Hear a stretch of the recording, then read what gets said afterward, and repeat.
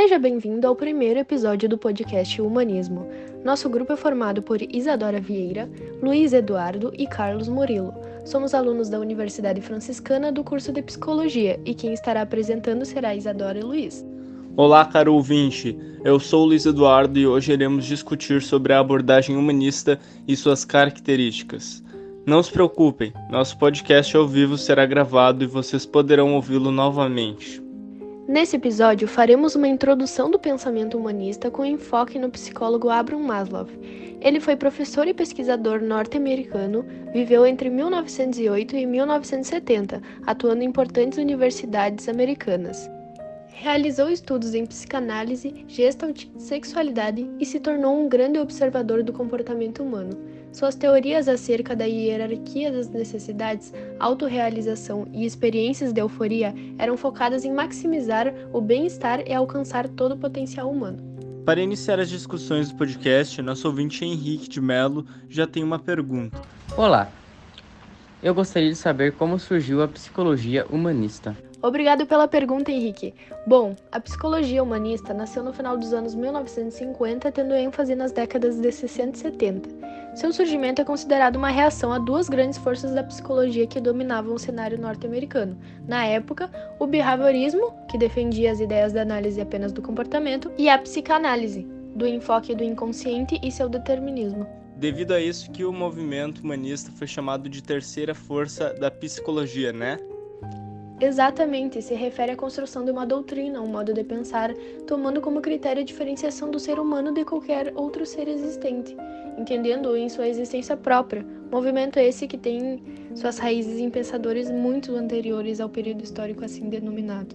E foi assim que surgiu a psicologia humanista, como reação ao behaviorismo e à psicanálise. Mais uma pergunta e ela será feita pela querida Rose Dávila. Quais os pilares do humanismo? Obrigado pela pergunta, Rose. O movimento humanista, também denominado por Novo Humanismo, Humanismo Universalista ou o movimento siloísta, baseia-se em três pilares básicos: o ser humano como valor central, não violência e a não discriminação. Seguindo com as perguntas. Olá, Isa, sou o Luan Matos e gostaria de saber qual o principal foco da psicologia humanista. Oi, Luan. O humanismo propõe uma abordagem terapêutica não diretiva e centrada na pessoa. Parte-se do pressuposto que é o indivíduo que possui a responsabilidade pela condução e pelo sucesso do tratamento. Devido a isso, o humanismo é considerado como uma abordagem otimista, porque é dada essa credibilidade onde afirma que cada um de nós carrega a habilidade de construir as ferramentas para conduzir as nossas vidas. Próxima pergunta. Olá, Luiz. Sou a Clara Dornelles, tudo bem? Gostaria muito de saber quais os principais nomes na psicologia humanista que tiveram mais influência e queria que vocês falassem um pouco sobre cada um. Tudo bem, Clara. Não tem como falar de psicologia humanista sem citar Carl Rogers e Abraham Maslow. Ambos acreditavam que os indivíduos são seres ativos, com capacidade de se desenvolverem seu instinto básico e sua dignidade. Estão na confiança que têm em si mesmos. O Rogers despontou os estudos da psicologia humanista a partir da sua terapia centrada no cliente e da teoria da personalidade. Na concepção de Rogers, o processo psicoterapêutico consiste em um trabalho de cooperação entre o psicólogo e a pessoa que busca ajuda, cujo objetivo é a liberação de seu potencial de crescimento, tendo como resultado a pessoa aberta à experiência, vivendo de maneira existencial, tornando-se autêntico. Ao contrário de Maslow, Rogers estudou pessoas psicologicamente e emocionalmente perturbadas para formular sua principal teoria.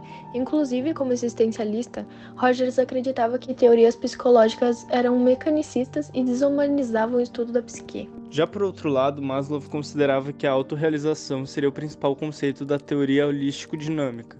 Essa teoria afirmava que o ser humano motiva-se por completo e de forma contínua, ou seja, a motivação seria um fenômeno multifacetado que impulsiona de diferentes maneiras todas as ações, sentimentos e pensamentos humanos em tempo integral. Tais necessidades que o indivíduo busca suprir teriam uma ordem hierárquica para a autorrealização completa do ser humano, a hierarquia das necessidades. Maslow também estudou especificamente a personalidade autorrealizada e as características de pessoas que teriam atendido a essas necessidades, portanto, seriam psicologicamente saudáveis. O interessante é que a partir de pesquisas quantitativas concluiu-se que esses indivíduos não chegam a 1% da população e todos os indivíduos da meia-idade já teriam construído sua personalidade, lidado com seus desejos de forma saudável, reproduzindo um padrão de estilo de vida. Portanto, Maslow produziu estudos positivos e otimistas sobre a natureza humana e uma nova perspectiva dos segmentos de tratamentos psicológicos.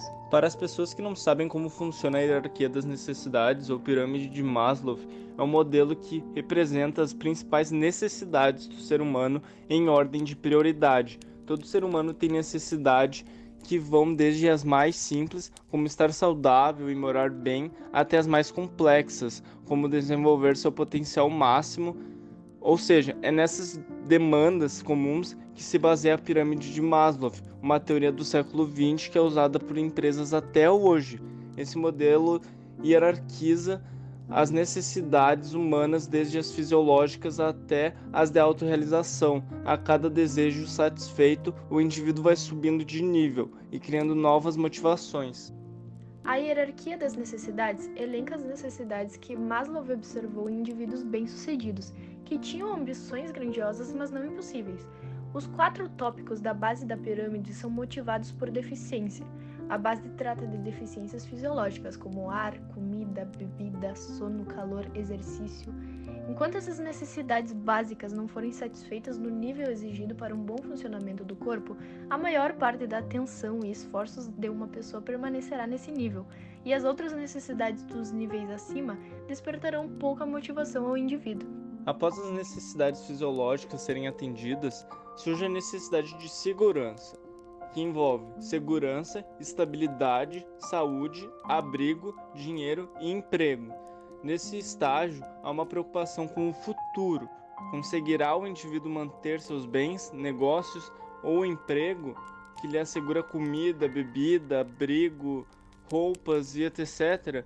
Quando a segurança de uma pessoa está em risco, as outras coisas perdem sua importância real. Depois que as necessidades fisiológicas e de segurança forem satisfeitas, o terceiro nível de necessidades humanas é social e envolve sentimentos de pertencimento. Pertencer a um grupo de amigos, pertencer a relacionamentos com aceitação e intimidade.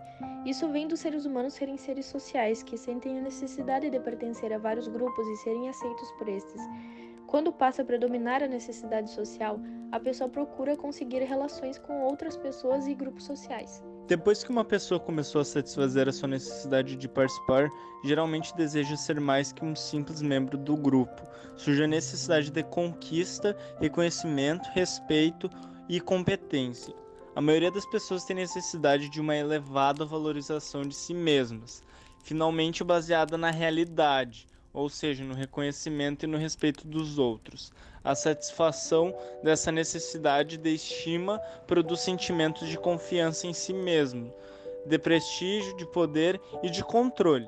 Os 4 tópicos do topo da pirâmide são motivados por crescimento. Após a satisfação dos 4 primeiros, surge a necessidade cognitiva de conhecer e compreender. Depois dela vem a necessidade estética, que necessita de ordem, beleza e simetria.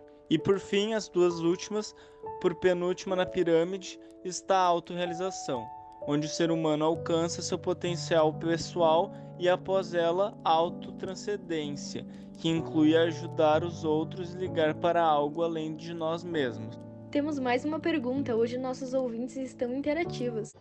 Opa pessoal, sou o Júlio Cadori, estou cursando psicologia e gostaria de saber como podemos atuar de acordo com essa abordagem. E aí, Júlio, interessante que você esteja cursando psicologia, ficamos felizes em ajudá-lo. Bom, eu conheço 2 formas de atuação na verdade, que são psicólogos clínicos e psicólogos educacionais. Os psicólogos clínicos integram conhecimentos da ciência psicológica e conhecimentos clínicos, com o objetivo de entender, prevenir e aliviar o sofrimento ou a disfunção de base psicológica, cognitivos, emocionais e comportamentais, e promover o bem-estar subjetivo e o desenvolvimento pessoal. Psicólogos clínicos avaliam e tratam distúrbios mentais, emocionais e comportamentais. Estes distúrbios vão desde crises de curto prazo, como as dificuldades resultantes de conflitos de adolescentes, até condições crônicas mais graves, como a esquizofrenia. E os psicólogos educacionais estudam cientificamente a aprendizagem humana nos mais diferentes contextos, seja em escolas, comunidades ou famílias. O campo da psicologia educacional envolve o estudo da memória, a formação de conceitos e as diferenças individuais, em conceituar novas estratégias para os processos da aprendizagem em humanos.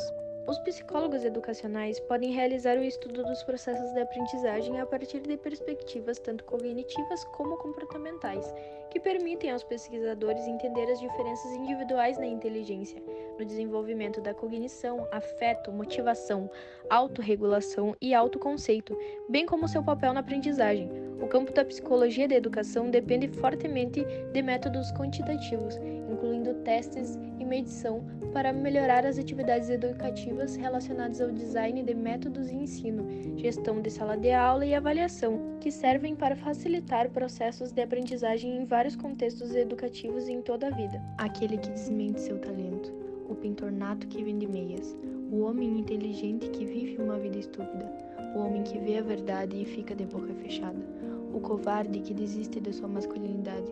Todas essas pessoas percebem de uma maneira profunda que fizeram mal a si mesmos e se desprezam por isso. Dessa autopunição pode vir apenas neurose, mas também pode surgir coragem renovada, justa indignação, aumento do autorrespeito, por causa de depois fazer a coisa certa. Em uma palavra, o crescimento e a melhoria podem vir através da dor e do conflito.